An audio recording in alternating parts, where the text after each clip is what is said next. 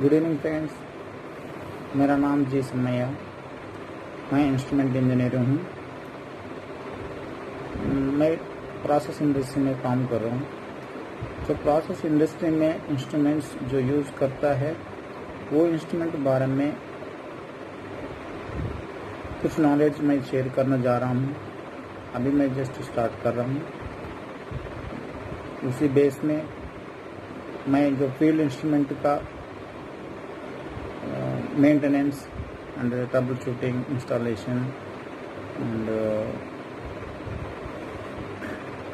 Calibration related knowledge मैं share करना जा रहा हूँ। आज का टॉपिक नाम है radar level transmitter maintenance procedure. ये रैडर लेवल ट्रांसमीटर हम लोग कहाँ पे यूज़ करता है, उसका वर्किंग प्रिंसिपल क्या है, वो क्या क्या पैरामीटर्स उसमें रहता है, मेंटेनेंस प्रोसीजर क्या है, कैलिब्रेशन प्रोसीजर क्या है और उसका एडवांटेजेस क्या है, उसका डिसएडवांटेजेस क्या है, ये सब के बारे में थोड़ा जानेंगे। इसमें ये रैडर लेवल ट्रांसमीटर, उसका नाम में है, हम लोग को पता चलता है ये non contactable measuring instrument.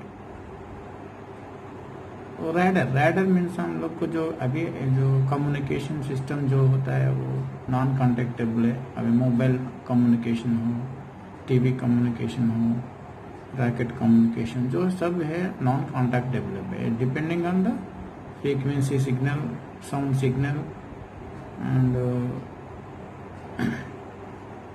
Infrared signal like that. ये सब नॉन कॉन्टैक्टेबल मीडियम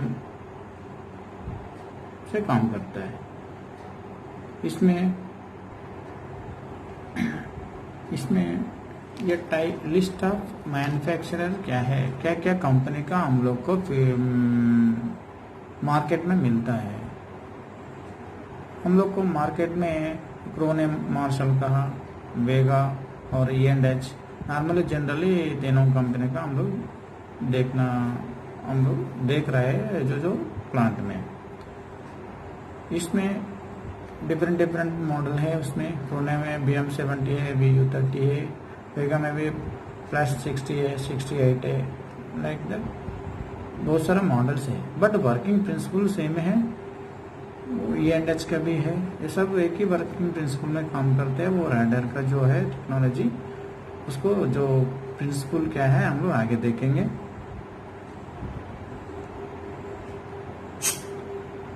इसका वर्किंग प्रिंसिपल क्या है, it works on ultrasonic technology. Ultrasonic technology में हम लोग देख रहे हैं अल्ट्रासोनिक क्या है, नॉन कॉन्टैक्ट, इसमें मीनिंग है नॉन कॉन्टैक्टेबल मेजरिंग इंस्ट्रूमेंट हो। हम लोग इसमें जो अल्ट्रासोनिक जो बोल के हम लोग समझ में आ रहा है वो नॉन कॉन्टैक्टेबल मेजरिंग इंस्ट्रूमेंट है।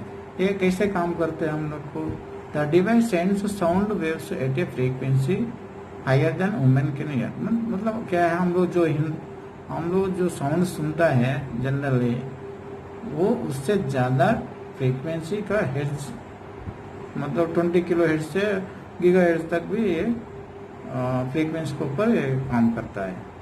ठीक है, हमारा जो हियरेबल साउंड का 85 डेसिबल जो बोलता है उससे ज़्यादा है इसका साउंड का। ठीक है, इसका जो रेंज है हम लोग 20 से 200 किलो हेर्ट्ज नॉर्मली जनरल यूज करता है, बट ये हम लोग गीगा हेर्ट्ज 1 गीगा हेर्ट्ज तक भी हम लोग ये ट्रांसमीटर फ्रीक्वेंसी का सिग्नल यूज कर सकता है। These waves bounce from the surface of the product, creating an echo that goes back to the sensor. इसमें वर्क जो रैडर ट्रांसमीटर में रहता है, एक अल्ट्रासोनिक सिग्नल जो साउंड सिग्नल एक जनरेट करता है और एक रिसीवर भी होता है। एक ट्रांसमीटर एंड रिसीवर है, दोनों उसमें रहता है। जो ट्रांसमीटर है वो ultrasonic signal, sound signal generate करता है।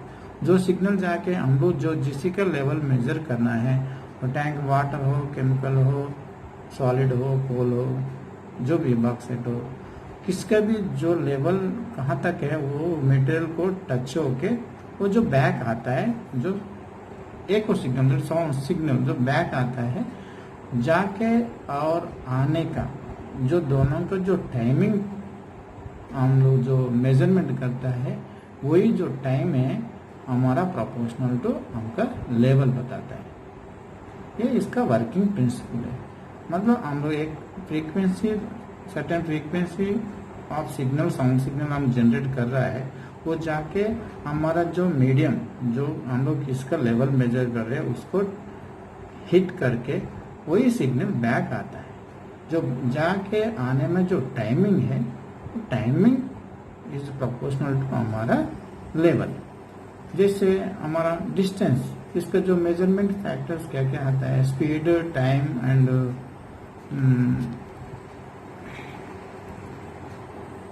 Distance, speed. इसमें डिस्टेंस है हम लोग को नॉर्मली टाइम का डिस्टेंस हम लोग को किसी का भी पता चलता है, उसका हम लोग फीडिंग देना पड़ता है।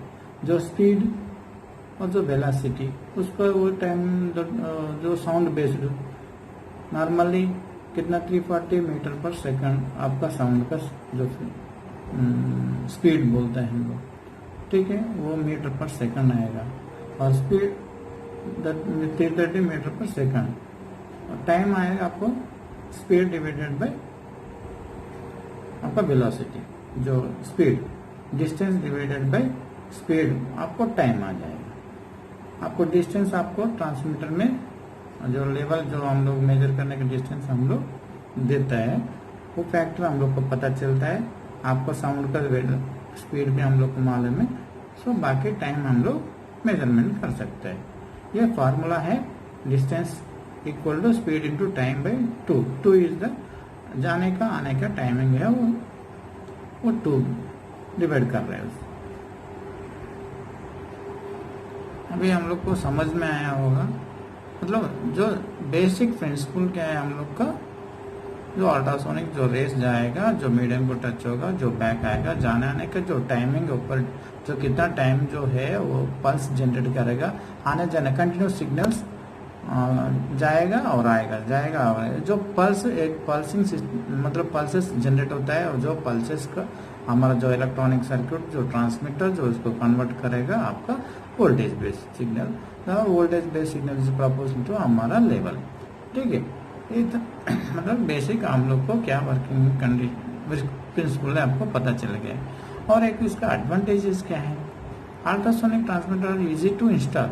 एक इजी है, उसमें क्या है, एक सेंसर आएगा और फ्लैंज के साथ फिक्स है, मोल्डेड टाइप है, उसका एक कोन रहेगा।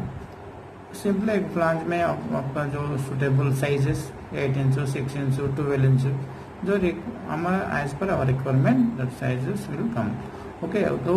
वो साइजेस हम लोग सिंपली बोल्टिंग करना है, उसको पावर सप्लाई देना है। सिंपली आपको विद इन 2-3 आवर्स हम लोग इंस्टॉल कर सकते हैं ट्रांसमीटर को। सो इजी इंस्टॉल, उसके लिए ज़्यादा बड़ा कोई सर्विस इंजीनियर भी जरूरत नहीं है हम लोग कोई भी नॉर्मल जो बेसिक पता है वो भी उसको इंस्टॉल कर सकते हैं। As there is no contact with the media and no moving parts, the device are eventually maintains free। अभी उसमें ट्रांसमीटर में क्या है, वो डायरेक्ट कोई मीडियम उसको डायरेक्ट टच नहीं करता है, कुछ वियरिंग और डैमेजिंग का कोई चांसेस नहीं है। क्यों, वो नॉन कॉन्टैक्टेबल डिवाइस है। जस्ट वो स्टेबल रहेगा, एक बोल्टिंग एक फ्लैंज सिस्टम है, बोल्टिंग होकर स्टेबल रहेगा। उसमें क्या है, उन्हें सिग्नल रेस जाएगा वापस आएगा, इसलिए उसको कोई फिजिकल डैमेज और वियरिंग कोई होने के लिए चांस नहीं है।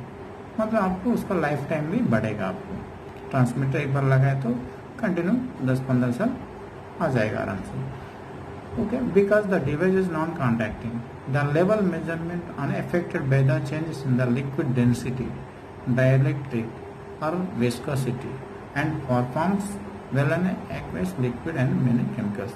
इसमें क्या है, नॉन कॉन्टैक्टेड डिवाइस हम लोग जो बात हो रहा है, लेवल में unaffected by the changes in the liquid density. Liquid का जो डेंसिटी चेंज हो गए तो, डायलेक्ट कांस्टेंट चेंज हो गए तो, विस्कोसिटी चेंज हो गए तो उससे आपको लेवल में कोई डिफरेंस नहीं आएगा। ये जस्ट इसको चाहिए एक मीडियम वो जो मीडियम जो रिएक्ट होगा उसका जो फ्रीक्वेंसी सिग्नल से बैक आएगा, उसका डेंसिटी से, कोई विस्कोसिटी से, कोई आपको उसको कौन सा केमिकल है कोई मतलब नहीं है। ठीक है। Changes in process pressure do not affect the measurement. जो अब टैंक में कोई लेवल है, लेवल मतलब कुछ मेजर प्रेशर भी हो सकता है, वो प्रेशर होगा तो भी प्रेशर कम ज़्यादा होगा तो भी आपका लेवल में कम ज़्यादा कुछ होगा नहीं, तो लेवल कांस्टेंटली बता देगा। Ultrasonic level sensors are simply low cost devices that measure accurate and reliable data without affecting your product. क्या है, level sensor simple and low cost है, इसका भी कॉस्ट ज़्यादा नहीं रहता है नॉर्मली, एंड इसका जो रीडिंग है आपको एक्यूरेट मिलेगा, रिलायबल मिलेगा।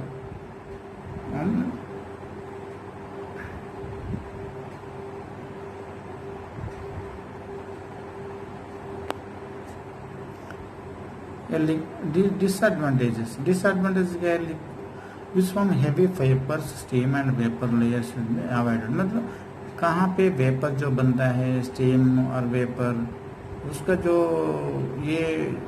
इसी टैंक में ये बनने का चांस है, उसमें लेवल आप एक्यूरेट नहीं बता पाता है।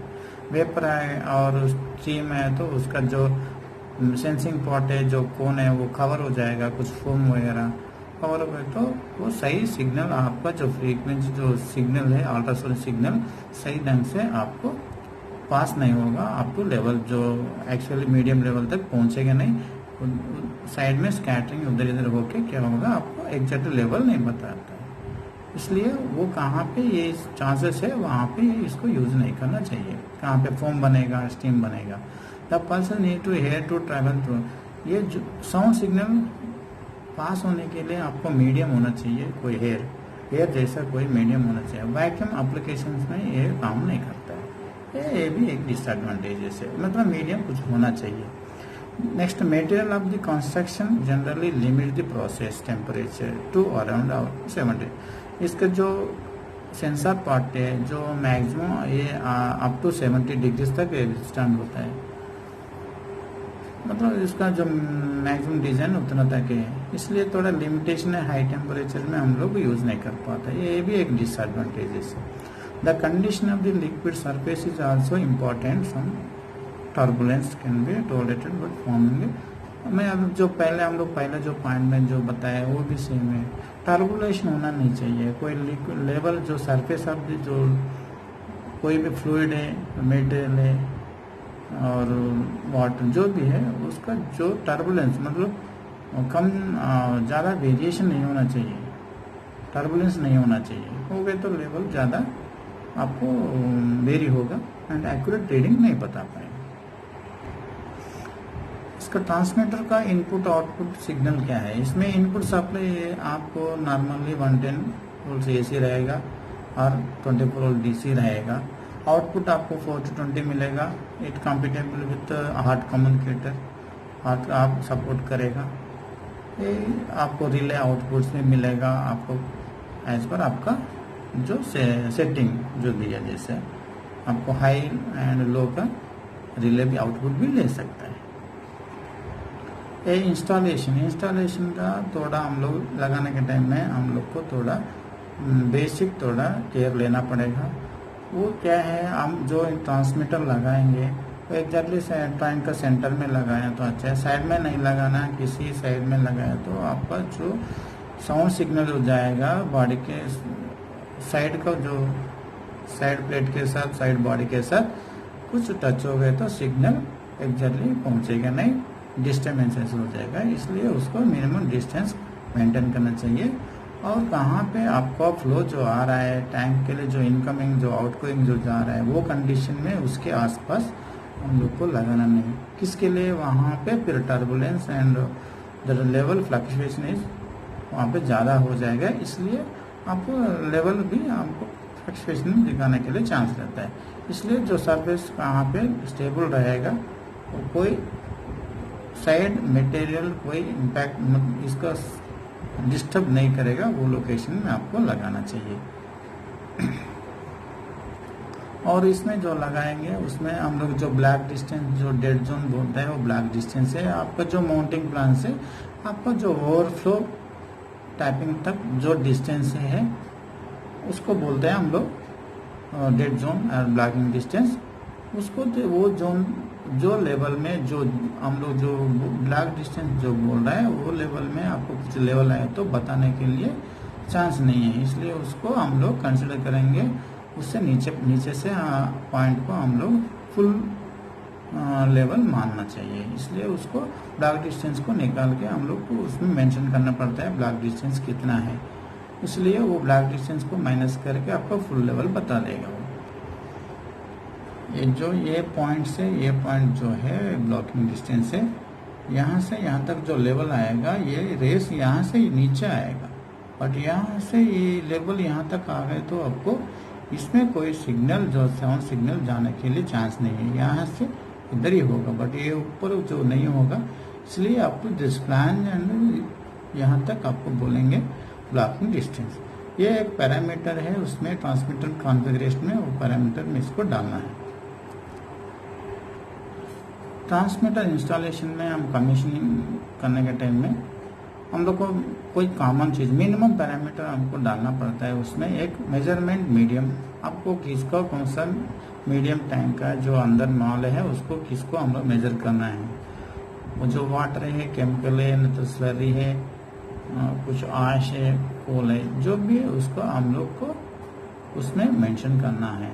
उसके बाद जो हम लोग अभी तक जो डिस्कशन किया है ब्लॉकिंग डिस्टेंस, वो ब्लॉकिंग डिस्टेंस कितना है उसको डालना है। आपका रेंज भी डालना है, आपको कितना मीटर का टैंक है वो रेंज अप टू हम लोग ओवरफ्लो जो tapping 0 to bottom to overflow tapping अब तो उसको तक हम लोग फुल रेंज मानना है, उसको रेंज डालना है। आउटपुट आपको 4 to 20 चाहिए पर इंस्टॉलेशन में हम लोग को parameter measurement medium block distance हो गया। रेंज आपको रेंज आपका टैंक का टोटल रेंज कितना है वो देना है। आउटपुट का 4 to 20 है, आपको वोल्टेज परसेंटेज है वो जो सेट करना है। यूनिट आपको यूनिट में क्या मीटर में दिखाना चाहिए, नहीं तो मीटर क्यूब पर आवर दिखना चाहिए, नहीं तो टोटल आपको परसेंटेज में दिखना है 0 to 100 जैसे चाहिए आपको वहाँ पे डिस्प्ले में सेट करना चाहिए। उसके बाद टैंक हाइट, टोटल हाइट आपको देना है टैंक का, और मटेरियल ऑफ द टैंक का कोनिकल साइज है या तो सिलेंड्रिकल साइज है, जैसे वो टैंक का भी आपको शेप भी देना पड़ता है। अभी तक हम लोग जो जनरल जो एक्टिविटीज हमको देख लिया, उसमें क्या हम लोग एक नया ट्रांसमीटर दिया, उसको जैसे हम लोग लगाना है लगा दिया, पैरामीटर जो चाहिए पैरामीटर डाल दिया, अब लाइन में ले लिया, रेंज सेट किया, इनपुट आउटपुट वोल्टेज चेक किया, सब हो गए। अभी हम लोग को नेक्स्ट अभी उसका मेंटेनेंस कैसे करना है। नॉर्मली जो डेली एक्टिविटीज़ में प्रिवेंटिव मेंटेनेंस करता है, कैलिब्रेशन करता है, वो रूटीन मेंटेनेंस कैसे हम लोग एक्टिविटीज़ कैरी आउट करना है, उसमें हम लोग क्या क्या प्रिकॉशंस लेना है, सेफ्टी क्या है, उसमें सेफ्टी का क्या ध्यान देना है, इंस्ट्रूमेंट का प्रोटेक्शन क्या देना है, आपको इंस्ट्रूमेंट का जो लाइफ टाइम ट्रांसमीटर का लाइफ टाइम कैसे बनाना चाहिए, उसी के लिए हमें एक स्टैंडर्ड प्रोसीजर बना हुआ है, उसी को बोलते हैं स्टैंडर्ड मेंटेनेंस प्रोसीजर। ये प्रोसीजर जैसा है, हम लोग को कोई भी एक मैन्युफैक्चरर कोई इंस्ट्रूमेंट हम लोग सेल करता है देता है, उसका एक मैनुअल एक इंस्ट्रक्शन मैनुअल हम लोग को जैसे देता है, वैसा हम लोग डेली मेंटेनेंस के लिए भी इंस्ट्रूमेंट के एक डेली मेंटेनेंस एक्टिविटीज़ के लिए भी एक स्टैंडर्ड प्रोसीजर बना हुआ है।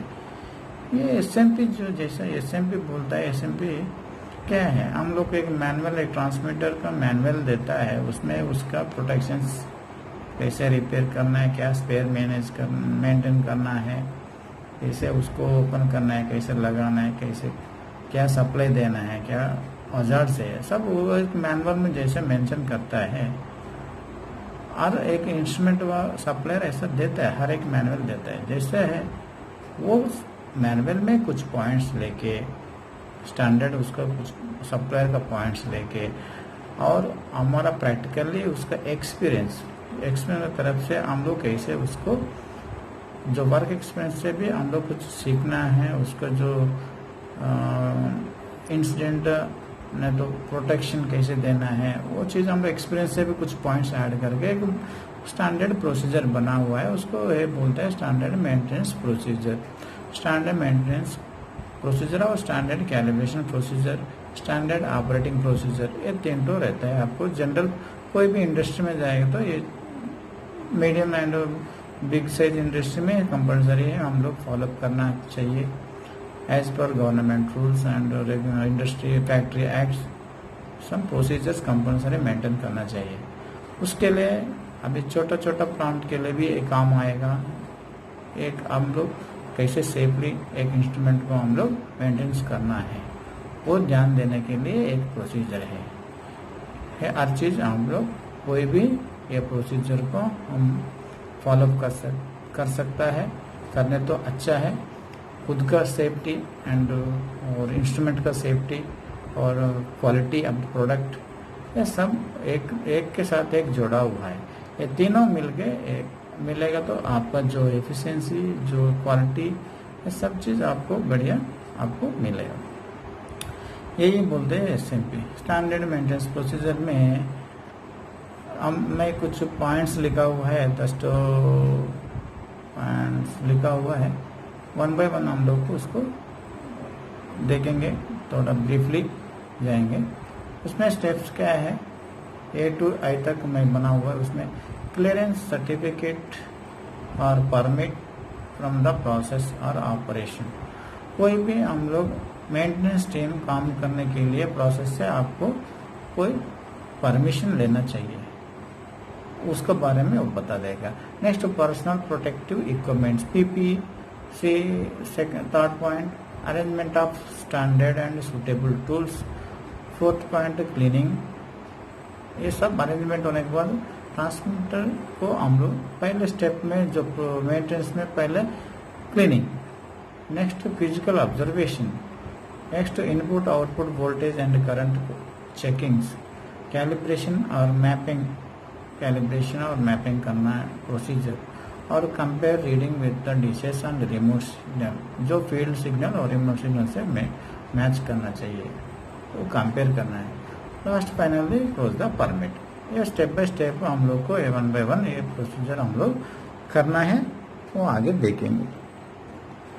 फर्स्ट वन क्लियरेंस सर्टिफिकेट और परमिट फ्रॉम प्रोसेस और operation. Standard permit to be taken from process operation team. General, इसमें जैसे परमिट तो एक जनरल परमिट रहता है, उसके बाद आपको स्पेशल परमिट भी रहता है। वो स्पेशल परमिट में क्या है, height work, hard work, confined space, radiation and electrical, जैसा अलग अलग स्पेशल परमिट बोलता है इसको। ये भी जनरल परमिट के साथ हम लोग जोड़ना है। ये सब अरेंजमेंट होने के बाद कभी स्पेशल और नॉन रूटीन जॉब्स हो गए तो भी जैसे भी बनाना है। ये सब चीज एक डॉक्यूमेंटेशन का काम है। ये अभी लीगली आपको काम भी आता है। ये डॉक्यूमेंट, ये प्रोसीजर के लिए पहले स्टेप पे है permit system. Next permit system में और bypass the transmitter from logic. जो ट्रांसमीटर इंस्ट्रूमेंट में हम लोग काम करने के लिए जा रहा है, उसका ट्रांसमीटर को हम लोग ऑफलाइन लेना है। उसका जो ऑटो सर्किट से ऑफलाइन में लेना है, मैनुअल में लेना है। उसको कुछ फोर्स करना है तो फोर्स करना है। ये सब चीज़ करके हम लोग को क्लियरेंस लेना चाहिए। और ऑपरेटर, लोकल फील्ड ऑपरेटर को इन्वॉल्व करना चाहिए। उसको भी पता होना चाहिए यहाँ पे इसमें हम लोग काम कर रहे हैं। Before start the job inform करना है फील्ड ऑपरेटर और आपको प्रोसेस शिफ्ट इंचार्ज और DO मतलब ड्यूटी ऑफिसर, जिसको हम लोग लूप में रख के काम चालू करना चाहिए। Next personal protective equipments, PPE बोलते हैं। PPE जनरल PPE क्या है, हम लोग प्लांट के अंदर एंट्री होने के लिए जनरल PPE जो PPE हम लोग पहन के जाते हैं वो जनरल PPE है। For example safety helmet, safety shoe, dust goggles, hand gloves, nose mask, uniform, ये सब जनरल पीपीई है और ये तो कोई भी अंदर जाने के टाइम में पहनता है, ठीक है। उसके बाद स्पेशल पीपीई है। आप परमिट मिलने के बाद जो परमिट में आपका वर्क, आप जो कौन सा एक्टिविटी कर रहा है उसके ऊपर हम लोग मेंशन जो करते हैं स्पेशल परमिट में, उसके तरफ से हम लोग को स्पेशल पीपीई हम लोग यूज करना है। केमिकल है तो chemical suit, welding apron, electrical insulated hand gloves, face shield, mono goggles, chemical hand gloves, respiratory system, ये सब चीज आपको स्पेशल पीपीई में आता है। बट इसमें हम लोग जो रैडर लेवल ट्रांसमीटर काम करने के लिए हमको काम आएगा जनरल पीपीई छोड़ के। उसके बाद केमिकल हैंड ग्लोव्स, आपको ट्रांसमीटर को क्लीन करना है तो केमिकल हैंड ग्लोव्स यूज करना है। उसके बाद आपको डस्ट क्लीन करने के टाइम में आपको में भी आपको फोम भी आएगा, डस्ट भी आएगा, इसलिए मोनोगॉगल यूज करना चाहिए। और कुछ सम प्रेशराइज्ड टैंक है, आसपास में कुछ केमिकल स्पिलेज होने के लिए चांस है, वाटर स्पिलेज होने के लिए चांस है, स्टीम लीकेज होने के लिए चांस है, तो आपको केमिकल सूट और स्टीम है तो स्टीम सूट आपको यूज करना चाहिए। हम लोग ट्रांसमीटर, हम लोग मान लो हाइट वर्क में काम कर रहे हैं तो टैंक में हाइट वर्क में काम करना है तो आपको हाइट परमिट चाहिए, उसके तरफ से सेफ्टी बेल्ट एंड प्लेटफॉर्म सही है तो प्लेटफॉर्म, नहीं तो टेम्परेरी स्कैफोल्डिंग फॉर अरेंजमेंट करके आपको ऊपर हाइट वर्क काम करना चाहिए। हर काम में मिनिमम 2% इन्वॉल्व हो गए तो आपको एक सपोर्टिंग एंड कम्युनिकेशन ठीक रहेगा।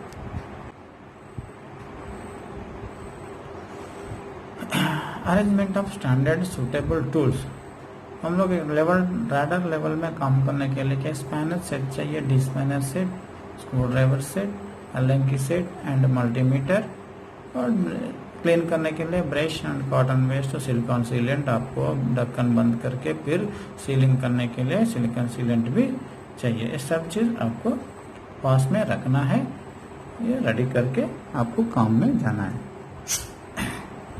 Next cleaning and observation points, हम स्टार्ट किए हैं पहले कहाँ से एक इंस्ट्रूमेंट को सही से ढंग से हम लोग पहले क्लीनिंग करना चाहिए। जो ऊपर फिजिकली जो कवर ट्रांसमीटर का आउटर फेसेस पूरा क्लीन करना चाहिए। उसके बाद बोल्डिंग फ्लैंज बोल्डिंग खोल के सेंसर पार्ट को क्लीन करना चाहिए। क्लीन करने के लिए हम लोग नॉर्मली ब्रश यूज करना है, ना तो सॉफ्ट क्लॉथ यूज करना चाहिए। कोई emery paper and file screw driver किससे के साथ हम लोग मिस क्लीनिंग नहीं करना चाहिए कि उसके साथ नहीं रब नहीं करना चाहिए, उसका सेंसर का पार्ट खराब होने के लिए चांस रहता है, सेंसिटिविटी जाने के लिए चांस रहता है, ठीक है। ये है। उसके बाद आपका ऑब्जर्वेशन, आपका जो फिजिकल ऑब्जर्वेशन में आएगा, आपका कोई एनी फिजिकल डैमेजेस है, बोल्ट डैमेजेस है, माउंटिंग डैमेजेस है, सही से केबल ग्लाइंडिंग है, सीलिंग है और स्पेयर होल क्लोज है नहीं, ये सब फिजिकल ऑब्जर्वेशन में आना चाहिए। मान लो किसी ये नहीं है तो आपको उसको फुल्ली क्लोज सब अटेंड करना चाहिए ड्यूरिंग द मेंटेनेंस टाइम। उसके बाद आपका क्लीनिंग कंप्लीटेड हो गया, ऑब्जर्वेशन हो गया, उसके बाद आपका जो इनपुट एंड आउटपुट मेजरमेंट करना है। इनपुट आउटपुट सप्लाई वोल्टेज आपको 24 है तो 24 और आउटपुट आपको 4 to 20 तो 4 to 20 एज पर आपका जो लेवल के तरफ से आपको वहाँ पे आउटपुट मिल रहा है नहीं मिल रहा है देखना चाहिए। फिर डिस्प्ले वेरी हो रहा है नहीं हो रहा है एक बार इंश्योर करना चाहिए। कैलिब्रेशन प्रो ने BM70 ट्रांसमीटर आपको कैलिब्रेशन करना है तो उसका एक बेसिक प्रोसीजर हम देखेंगे। उसका टोटली मतलब टैंक को आपको फुल्ली एम्प्टी है नहीं है, मतलब थोड़ा उसमें माल है, उसके ऊपर आपको कैलिब्रेशन फैक्टर भी रहता है। आपको एक टैंक का लेवल आपको कैलिब्रेशन करना है तो अंदर एक कोई एजिटेटर है, कुछ अंदर मूविंग पार्ट्स है, तो उसको बंद करना चाहिए। हाँ, आपको ट्रांसमीटर सही से माउंटिंग होना चाहिए।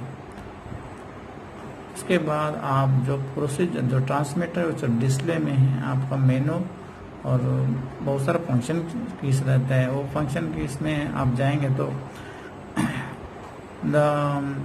go to the function empty spectrum using magnetic pointer, choose between off or on. The off, if for example off choose करेंगे तो the empty spectrum is not considered for measurement but remains stored in the BM70, can be activated again at a later date. आपको ये of करके आप spectrum empty आप option में जाएगा तो ऑफ पोजीशन में वो डाटा वो टाइम में आपको सेव नहीं होगा, ठीक है, लेटर डेट में होगा। आपको ऑन करके आप जाएगा तो एम्प्टी स्पेक्ट्रम करेगा तो आपको मेजरमेंट रीडिंग लेगा। The previous empty spectrum will be deleted and new one will be recorded. आपको अभी जो प्रेजेंटली आप जो कैलिब्रेशन लिया, जो मैपिंग लिया, वो लेके स्टोर करेगा। The next average value option भी रहेगा, मैक्सिमम वैल्यूज ऑप्शन रहेगा। आपको जो मैक्सिमम मीन तो टोटल टैंक इज एम्प्टी, वो टाइम में आपको मैक्सिमम वैल्यूज में चल जाना है। एवरेज है तो आपको कुछ अंदर माल है, वो टाइम में एवरेज पॉइंट में जाना चाहिए। और टोटल और पार्शियल रिकॉर्डेड फुल्ली एम्प्टी, और तो टैंक फुल्ली एम्प्टी है और फुल माल है, उसका तरफ से ये सिलेक्शन आपको करना चाहिए। Parcel integrate is carried out during the distance of the distance value is entered in the same unit used for tank height. आपको जो यूनिट आप एंटर करते हैं मीटर में, नहीं तो सेंटीमीटर में, मीटर में, mmWC में, नहीं तो आपको मीटर के ऊपर आवर में, जैसे आपको आप देगा वो आउटपुट आपको ऐसे शो करेगा डिस्प्ले में।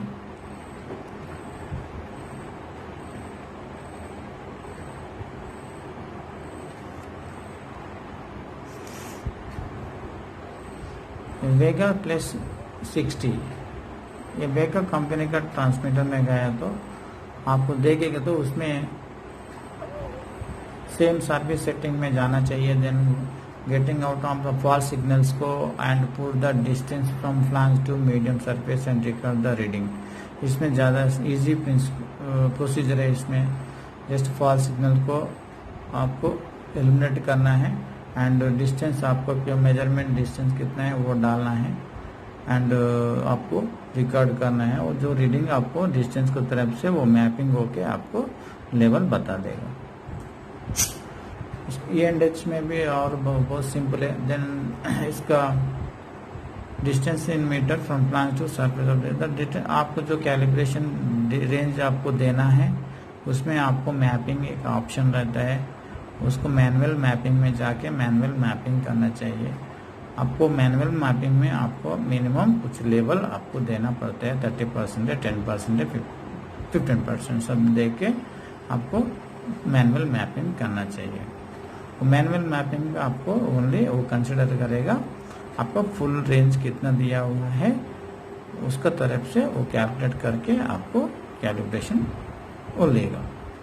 उसके बाद ऑटोमेटिकली आप फिर नॉर्मली बाहर आना चाहिए तो आपका जो पैरामीटर एंट्री किया है उसके तरफ से वो आपको लेवल आपको दिखा देगा। कैलिब्रेशन कंप्लीट होने के बाद आपको field reading compare with DCS reading, आपको फिर ट्रांसमीटर को हम लोग लाइन में देने के बाद दो स्टेबलाइज होने के लिए मिनिमम 5 to 10 मिनट्स लेगा।